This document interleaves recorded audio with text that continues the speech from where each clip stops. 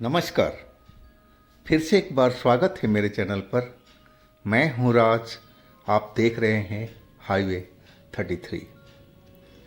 दोस्तों, आज की जो कहानी है ये शिवराम जी का है। शिवराम जी आगरा के पास के रहने वाले हैं और ये हरियाणा के एक शहर गुरुग्राम में माली के काम कर रहे थे, एक ठेकेदार के पास में। तो चलते हैं इनकी कहानी में। लेकिन कहानी में जाने से पहले दोस्तों, अगर आपके पास भी ऐसी कोई कहानियाँ हैं, घटनाएं हैं, तो आप हमें मेरे व्हाट्सएप नंबर पर शेयर कर सकते हैं। मैं उन घटनाओं को एक कहानी के रूप में बनाने की कोशिश करूँगा। तो चलते हैं आज की हाईवे 33 के इस सफ़र पर। दोस्तों, मेरा नाम शिवराम है। मेरी उम्र करीब 35 साल की रही होगी। ये घटना जो मेरे साथ में घटी थी ये 10 साल पुरानी है। मैं एक ठेकेदार के पास में काम कर रहा था। बगीचे का, माली का जो बोला जाता है, पेड़ पौधे लगाने का, यही सब मैं काम कर रहा था। लेकिन सैलरी जो थी मेरी बहुत ही कम थी, उसमें गुजारा नहीं हो पाता था। मैं ठेकेदार से बोलता था कि देखो सर, इतने कम पैसे में मैं काम नहीं कर पाऊंगा। लेकिन ठेकेदार अपना तो रोना रोता रहता था कि देखो, इस बार ज़्यादा पैसे नहीं मिले हैं, इसी में काम चलाओ और अगले महीने देखते हैं, काम बढ़ेगा तो पैसा भी तुम्हारा बढ़ा दूंगा। वो दिलासा देता रहा। लेकिन मैं अब अलग से एक काम देखना शुरू कर दिया था कि मैं ठेकेदार के पास भी करता रहूँगा और बीच बीच में कोई अलग सा काम मिलता रहा तो वो भी मैं कर लूँगा। और मैं कई लोगों से ये बात को बताई थी और फिर मुझे काम मिलने लगा था। जो भी मेरे पास में खाली टाइम होता था, उस खाली टाइम को मैं वहाँ चला जाता था। 1-2 घंटे बागवानी करता था, फूलों को देख रेख करता था, तो उसमें कुछ आमदनी हमें होने लगी थी। वह एक डीलर का ऑफिस था और मैं उनका काम कर रहा था। और मुझे वो बुलाए कि भाई सुनना ज़रा इधर। पहले तो उन्होंने मेरा सारा कुछ डिटेल लिया, क्या करते हो नहीं करते हो। और फिर बोला देखो, एक हमारे दोस्त का फार्म हाउस है और वो दोस्त हमारा रहते हैं बाहर विदेश में। अब वो अगले महीने में आने वाले हैं और मैं चाहता हूँ कि उनके जो फार्म हाउस के देख रेख करो और वो जो पेड़ पौधे सूखे हुए हैं उनको हटा करके नए पेड़ पौधे लगाओ और थोड़ा हरियाली ला दो वहाँ पर, ताकि मेरा वो दोस्त आए तो देख करके खुश हो जाए और इसके बदले में मैं तुम्हें अच्छा पैसा दूंगा। मैं उनका प्रस्ताव सुन करके बहुत खुश हुआ। यानी कि सर, पहले मैं देखना चाहूँगा उस फार्म हाउस को कि उसकी क्या स्थिति है और कितना टाइम लगेगा, फिर मैं पैसे बताऊँगा। वो बोले चलो, मैं तुम्हें दिखा देता हूँ। और उनके साथ में उनकी गाड़ी पर मैं चला गया था। वो तो भूल भुलैया जैसी जगह थी। मैं अकेले जाऊँ तो कभी ना पहुँच पाऊँ, ऐसे टेढ़े मेढ़े रास्ते। अब बहुत सारा वहाँ पर फार्म हाउस बने हुए थे। मैं ज़्यादा पढ़ा लिखा तो था ही नहीं। आखिरकार हम उस जगह पर पहुँच गए थे। चाबी नहीं इनके पास में था, डीलर के पास में। उन्होंने गेट खोला तो मैं देखा बहुत लंबा वो फार्म हाउस था। चारों तरफ से बाउंड्री किया हुआ था, ऊंचा ऊंचा, कटीली तारें लगी हुई थी और गेट भी काफ़ी ऊंचा था जो मेन गेट बना हुआ था। अब हम अंदर पहुंच गए थे। वहाँ पर एक छोटा सा कोठी जैसा बना हुआ था, दूसरी मंजिल तक, 2 मंजिल का। लेकिन लंबा चौड़ा ज़्यादा नहीं था। मुझे लग रहा था कि 2-2 कमरे का वो सेट था। 2 कमरा का सेट नीचे था, 2 कमरे का सेट ऊपर था। मुझे ऐसा ही दिखाई पड़ रहा था। और आसपास में क्यारियाँ बनी हुई थी, लेकिन सब बर्बाद हो चुकी थी। सब सूखे हुए थे, उसमें जंगली घास लगे हुए थे। मैं समझ गया कि कम से कम इसमें 15 दिन का काम है, 15 दिन मुझे मेहनत करनी पड़ेगी, तब जा कर के इसमें हरियाली ला सकता हूँ। और मैं वो प्रॉपर्टी डीलर को बता दिया कि देखो इतना टाइम लगेगा, तो वो बोला नहीं, इतना दिन नहीं चलेगा, मुझे जल्द से जल्द काम चाहिए। अरे आजकल तो पेड़ पौधे सब बाज़ार में मिलते हैं, कौन सा तुम्हें उगाने हैं, और क्यारियों को मरम्मत करो, खुदाई करो और पेड़ पौधे लगाते जाओ, ये तो तुम 2-3 दिन में कर सकते हो। वो मुझे समझाने लगे थे। मैं बोला अगर इस तरह का काम चाहिए तो आपके कहने अनुसार 3 दिन में मैं पूरा कर लूँगा, लेकिन मैं अपने हिसाब से करना चाहूँगा तो 15 दिन से कम नहीं लगेगा। वो बोलने कि नहीं, इतना टाइम नहीं है कि वो आने वाले हैं और मैं इतना टाइम आपको दे नहीं पाऊँगा। आखिरकार जैसे वो डीलर कह रहे थे वही मैंने सोचा और फिर मैंने पैसे बता दिए थे। वो पैसे मैंने जो बताए थे, जो हमारी ठेकेदार सैलरी देता था उसका 3 गुना था, और वो डीलर तो मान गए और कुछ पैसे हमें एडवांस दे दिए। बोले कि जो पेड़ पौधे लाना है वो खरीद के ले आओ, पर्ची बनवा लेना और मेरे से पैसे लेते जाना, लेकिन काम आप पूरा करो जल्दी। और हाँ देखो, इसमें किसी बाहर को और आदमी को बुलाने की ज़रूरत नहीं है, तुम अकेले ही काम करना। मैं आपको तो जान रहा हूँ कि आप अच्छे आदमी हो, लेकिन बाहर वाले लड़के लाओगे तो कैसे होंगे, नहीं होंगे, मुझे आप पर विश्वास है, उन पर नहीं है। मैं उनकी बात समझ गया।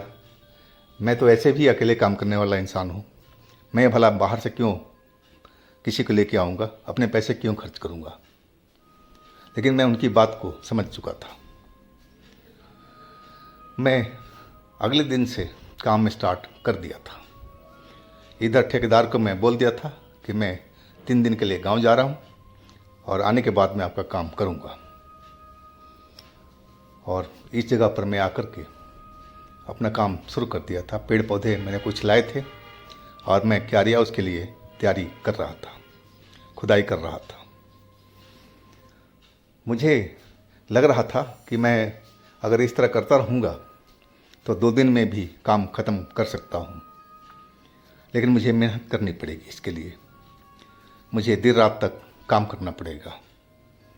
और वही मैं सोचा कि यहाँ से मेरा घर तो काफ़ी दूर है और शाम के रात के टाइम में निकलूँगा तो पता नहीं साधन मिलेगा नहीं मिलेगा, क्यों ना हम यहीं पर रुक जाएं। आखिरकार हमें बाज़ार जाना ही था, तो मैं अपने खाने पीने का सारा इंतज़ाम करके लेते आऊँगा रिक्शे पर और रात में यहीं रुक जाऊँगा। मैंने यही सब प्रोग्राम बना लिया था। क्यारियों की खुदाई उदाई करके तब तक शाम के 4 बज चुके थे। अब मैंने सोचा कि चलो जो पौधे वौधे ले आने हैं और उसको मैं लेते आऊँ और अपने लिए खाने पीने का जुगाड़ भी करते आऊँ, ताकि अगर रात में यहाँ रुकना पड़े तो कोई दिक्कत ना हो। और वही मैंने किया। अपने लिए सारा खाना वाना मैं पैक करा लिया था। अब मुझे एक आदत थी, रात में जब ज़्यादा थक जाता था तो देसी का एक बोतल ज़रूर इस्तेमाल करता था, लेकिन रोज़ नहीं, कभी महीनों में, कभी 15 दिन में। तो आज तो मेरे पास में पैसे थे, तो पैसा हो तो इंसान को बहक ही जाता है, और मैं बहक भी गया था। और उसी टाइम मैंने एक देसी का बोतल ले लिया था कि चलो काम जब ख़त्म कर लेंगे रात का तो एंजॉय करके और यहीं सो जाएंगे और फिर सुबह से काम स्टार्ट करेंगे। और वही मैं कर रहा था। सारा जो खाने पीने का सौदा था वो बोतल थी, हमने एक पेड़ पर टांग दिया था, क्योंकि वो घर तो बिल्कुल बंद था और उसकी चाबी तो हमारे पास में थी भी नहीं, और ना हमें वहाँ जाने की ज़रूरत थी। वो चाबी उनके पास में थी, डीलर साहब के पास में। मुझे तो बस मेन गेट की चाबी वो दिए थे और मुझे तो इसी की ज़रूरत थी। अब उस घर में क्या है नहीं है मुझे कुछ मालूम नहीं था, ना मैं अंदर देखने के लिए गया था ठेकेदार के साथ में। वो तो ज़रूर गए थे और देख रेख करके आए थे अंदर से, और मैं अपने काम में लगा रहा। अब रात के करीब 9 बज चुके थे और शरीर में थकावट भी हो चुकी थी। क्यारियों की खुदाई करते हुए मैं थक चुका था। नहीं, चलो अब आज के काम ख़त्म करते हैं। और मैं काम को ख़त्म किया और अपने सारे सामान एक जगह इकट्ठा, एक चबूतरा जो था जहाँ पर हमने पेड़ के पास में अपना थैला टांग रखा था, और उस चबूतरा के नीचे रख दिया था। वो चबूतरा सीमेंटेड बना हुआ था और साफ़ सुथरा भी था, और मैं सोचा कि अब रात इसी चबूतरे पर गुजार लेंगे। और मैं अपना हाथ पैर जा कर के धोने लगा। और जब मैं वहाँ से आया तो वो थैला उतारा। थैला में तो सब कुछ था, खाना पीना जो था हमारा, लेकिन मेन जो बोतल थी हमारी उसमें तो थी ही नहीं, और कहाँ चल गई कुछ मालूम नहीं। अब मैं सन्न सा रह गया था कि आखिर बोतल मैंने सब कुछ यहीं पर टांगा था, और जब टांगा था तो बोतल इसमें भी थी। अगर कोई ले जाता तो पूरा थैला ही ले जाता, बोतल ही क्यों ले गया। अब दिमाग तो मेरा भन्ना चुका था। मुझे गुस्सा आ रहा था कि आखिर कौन ले गया बोतल को। मैं अपना थैला ले आकर के चबूतरे पर रख दिया था, और मैं सोच रहा था कि आखिर बोतल गई तो गई कहाँ। और तभी मुझे एक जगह से दारू की खुशबू आने लगी थी। वही दारू की खुशबू थी जो मैं लेके आया था। मैं कभी कभार जो पीता था, मैं उस खुशबू को पहचानता था। अब मैं खुशबू की तरफ जिधर से आ रही थी मैं देखने लगा। वह एक बड़ा सा पेड़ था, उसकी जो तना था मोटा था, और वहाँ पर मुझे एक काला सा इंसान जैसा आदमी दिखाई पड़ा। वो खड़ा था और पूरा क्लियर मुझे तो नज़र नहीं आ रहा था, क्योंकि थोड़ी दूरी ज़्यादा थी और उस साइड में अंधेरा भी था।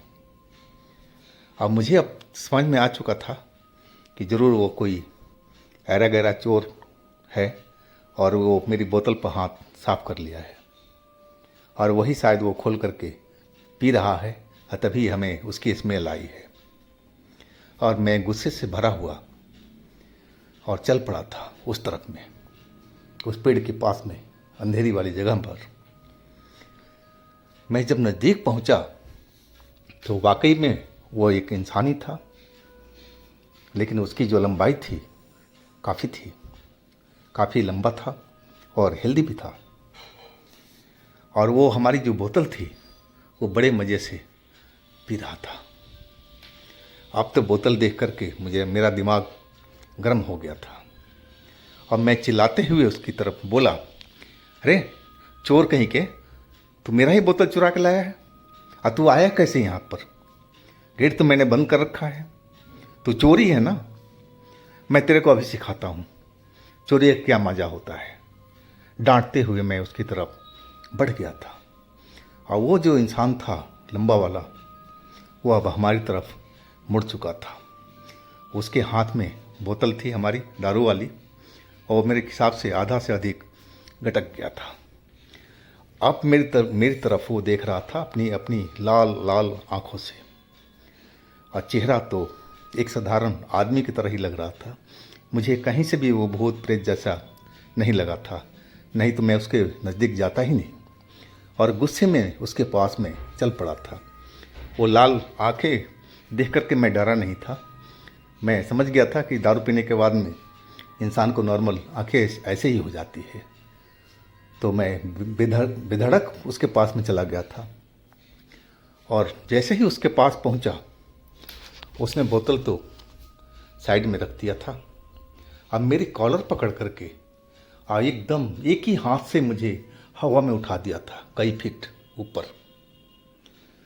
अब उसकी वो ताकत देख करके मैं तो हैरान था, लेकिन मैं भी हष्ट पुष्ट इंसान था कि कोई मुझे एक हाथ से कोई उठा नहीं पाए। मैं अपना हाथ पैर चलाए जा रहा था और उसको गालियाँ दे रहा था कि चोर कहीं के, तूने मेरी बोतल बैग से उठा करके सारा गटक लिया, तू है कौन, कहाँ से आया है। और मैं इस तरह की उससे बातें कर रहा था और तभी वो मुझे दूर फेंक दिया था। मैं एक झाड़ी पर जाकर गिरा था और ऐसा लगा कि बस धरती हिल गई हो। मेरे सर में चोट लगी थी और चक्कर से आने लगे थे और मैं बेहोश हो गया था। जब मैं होश में आया तो अभी भी रात थी, हर तरफ सन्नाटा पसरा हुआ था और सर में मेरा दर्द तो हल्का हल्का हो रहा था, लेकिन मैं उठ करके खड़ा हो गया था। खड़ा हुआ तो एक बार फिर चक्कर आया था, लेकिन मैं समझ गया था कि शायद ये चोट की वजह से ही मेरे को ऐसा लग रहा है। और मैं देखने लगा उस पेड़ के पास में। पेड़ के पास पहुंचा तो बोतल तो दिखाई पड़ी, लेकिन वो खाली पड़ी थी। जो भी उसमें बचा हुआ था शायद वो दोबारा से पी गया था। अब मैं जब अपनी जगह पर पहुंचा जहां सीमेंटेड चबूतरा था, तो मैं वहां क्या देख रहा हूं कि वही इंसान बैठा और मेरा जो खाना था सारा खा रहा है। मैं उसके पास में जाने की हिम्मत नहीं जुटा पाया। अब मैं वहीं पर एक जगह बैठ गया था और उसकी तरफ देखने लगा था कि आखिर ये क्या चीज़ है। मुझे अभी तक समझ में नहीं आया था कि जिसे मैं उलझ रहा था वो कोई आम इंसान नहीं है, वो कोई प्रेत है, कोई पिशाच है। मुझे तो इसका इल्म भी नहीं था कि हम ऐसे लोगों से उलझ रहे थे। लेकिन अब मेरे को डर लग रहा था क्योंकि मैं उसकी ताकत को देख लिया था। वो एक हाथ से मुझे इतना दूर फेंक सकता है, हवा में उठा सकता है, तो दोनों हाथों से पता नहीं मेरे साथ में क्या क्या कर सकता है। और मैं दूर खड़ा हुआ बस देखता रहा था और वो इंसान मेरा सब कुछ खाना खा करके और डकार लिया था। और इसके बाद मैं उठ करके खड़ा हो गया था और सीधा उस घर की तरफ चल पड़ा और मैं उसके पीछे पीछे चलने लगा कि आखिर ये कौन है और ये उस कोठी में क्यों जा रहा है। लेकिन मैं दूरी बनाए हुए था। मैं उस जगह पर पहुंच गया था, वो कोठी के गेट पर। दरवाज़ा तो उसका बंद था, उसमें एक ऑटोमेटिक लॉक लगा हुआ था और एक बड़ा सा बाहर से लटका हुआ ताला भी लगा हुआ था, मजबूत वाला। और वो इंसान उस दरवाजे पर खड़ा पहले इधर उधर देखा और फिर वो दरवाज़ा बंद है और उस दरवाजे के अंदर प्रवेश कर चुका था। और फिर मुझे दिखाई नहीं पड़ा, वो अंदर चला गया था बिना दरवाज़ा खोले, जैसे उसके लिए दरवाज़ा कोई महत्व नहीं रखता हो। वो आराम से आर पार हो चुका था। अब तो जैसे मेरे शरीर में झुरझुरी ले लिया था, डर का आलम एक पैदा हो गया था। मैं तो बहुत डर गया। अब मुझे समझ में आ चुका था कि ये कोई नॉर्मल इंसान नहीं है, ये तो कोई भूत प्रेत ही है। और सही में मैं वहाँ से जल्दी से वापस उस सीमेंटेड चबूतरे के पास में पहुँच गया था। वहाँ पर मैंने अपने थैले में जो चाबी रखी थी, और एक चाबी निकालो और थैला लो और यहाँ से निकला जाए, नहीं तो यहाँ कुछ भी हो सकता है। भला एक साबुत इंसान दरवाजे के आर पार कैसे जा सकता है। मैं इस चीज़ को समझ नहीं पा रहा था, लेकिन मुझे मालूम हो चुका था कि ऐसा भूत प्रेत ही कर सकते हैं और कोई नॉर्मल इंसान तो कर नहीं पाएगा। और ये जगह बिल्कुल रात में रुकने लायक नहीं है। अगर मैं रुकूंगा तो कोई ना कोई हादसा यहाँ पर मेरे साथ में हो सकता है। तो इससे बढ़िया है कि इस जगह से निकला जाए, अपनी जान को बचाया जाए। और वही मैंने किया। अपना थैला उठाया, चाबी निकाला और सीधा मेन गेट पर पहुंच गया था। मेन गेट खोल करके अब मैं वहाँ से अब ताला मार करके और अपने घर की तरफ पैदल ही चल पड़ा था। जब मैं घर पहुँचा तब जाकर के मुझे चैन पड़ा था और फिर मैं थका हुआ तो था ही और सो गया था। नींद खुली मेरी सुबह में और सबसे पहले मैंने वही काम किया कि उस प्रॉपर्टी डीलर के पास पहुंच गया था और जा कर के चाबी उसको दे दिया, यानी कि साहब जितना काम कर लिया है आप जाकर देख लेना, आधा से अधिक मेरा काम हो गया है, लेकिन मैं उस जगह पर अब काम नहीं कर पाऊँगा। वो मेरी तरफ आंखें फाड़े देखने लगा कि क्यों नहीं भाई, क्यों नहीं करोगे, क्या बात है। वो आश्चर्य से मेरी तरफ देख रहा था और फिर मैंने रात वाली कहानी सब उसको बताई। अब वो भी डरा हुआ देख रहा था। बोला भाई मुझे नहीं पता था कि उस जगह में ऐसी कोई भूत प्रेत रहता है, अगर जानकारी होती तो मैं तो आपको कभी भेजता ही नहीं। खैर छोड़ो, जितना आपने कर दिया, मैं उनसे बात कर लूँगा कि भाई ऐसे ऐसे है और हमारा बंदा रात में बहुत बुरी तरह से फंसा हुआ था और हम तो किसी को अपनी तरफ से भेजेंगे नहीं। अब फिर तो मैं अपनी वहाँ से निकल आया था, लेकिन इस घटना को मैं भूल नहीं पाता हूँ। इस घटना को करीब 10 साल हो गया है और कभी कभी सपने में मैं उस चीज़ को देख लेता हूँ, उस इंसान को कभी नज़र आ जाता है, तो फिर मुझे नींद नहीं आती डर से। तो दोस्तों ये थी आज की कहानी। अगर आपके पास भी इस तरह की कोई अपनी स्टोरी है तो मुझे इंस्टाग्राम पर या मेरे व्हाट्सएप नंबर पर ज़रूर शेयर कीजिएगा और मेरे दूसरे चैनल पे भी विजिट कीजिएगा। उनमें भी अच्छी अच्छी कहानी हमने डाली हुई है जो बेहद आपको पसंद आएगी।